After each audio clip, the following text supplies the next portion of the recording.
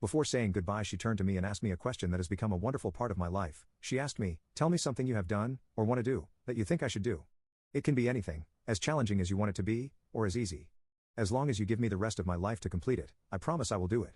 I was confused as to why, but I thought about it, and told her, "Sing a song a cappella in a room full of strangers." She said perfect and asked me if I would like a challenge as well. I told her I did, and she told me, "Read, from start to finish, Ulysses by James Joyce." I had never heard of it at the time, but I agreed, and we said our goodbyes. I have an awful memory, and can't remember most conversations I have with most people. But I remember all of that clearly because of the challenge she gave me. In the 12 years that have passed since, I have tried to read that book in over 150 different sittings. Every time I open my copy of the 780-page monster of a book, I always think of her, and I always think of that day. I've never been sure if it was her intent or not, but she left her lasting memory on me with that challenge. Soon, I learned what she did was a completely wonderful and amazing thing for me. So I decided to keep it going. I've met a lot of strangers in my life, some that have become friends, and some, due to living in different time zones and whatnot, didn't. I don't want to just have experiences and then let them go.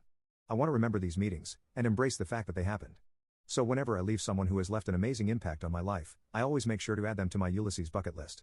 I ask them to give me a challenge, as difficult or as easy as they want it to be, and regardless of the fact that they have done it or not, simply something their heart has wanted to do.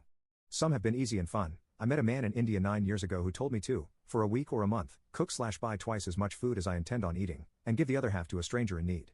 I completed that mission 8 years ago, and thought about that man and the time we had all the way through. I met a girl on a cruise 6 years ago, who told me to jump into a body of water on a slightly cold day, without touching or feeling the temperature of the water first. I did that the very same year.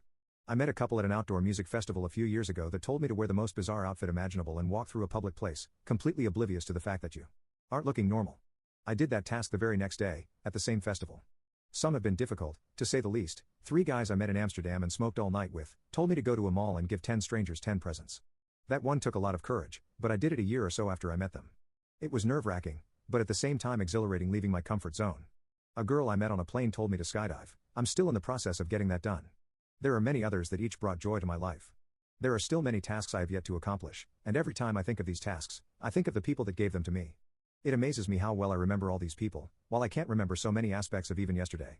These experiences, not only do I take from them a mission or a challenge, I also take from them a memory of them that never fails to appear inside of my mind.